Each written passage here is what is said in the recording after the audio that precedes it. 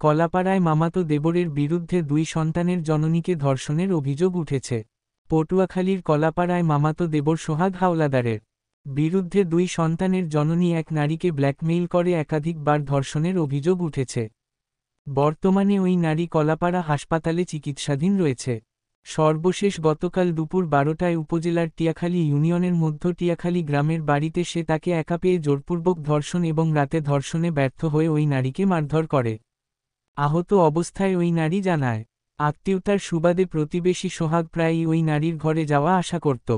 প্রায় 2.5 বছর আগে তাকে ঘরে একা পেয়ে সে জোরপূর্বক ধর্ষণ করে এবং তা মোবাইলে ধারণ করে। পরে ওই ভিডিও সামাজিক যোগাযোগ মাধ্যমে ছড়িয়ে দেওয়ার ভয় দেখিয়ে সে তাকে বেশ কয়েকবার জোরপূর্বক ধর্ষণ করে। গতকাল দুপুরে তাকে ঘরে একা পেয়ে আবারও ধর্ষণ করে। সন্ধ্যায় জেলে কাজ করার সুবাদে ওই নারীর স্বামী নদীতে মাছ শিকারে যায়। রাত 11:30টার দিকে ফের ধর্ষণ করতে গেলে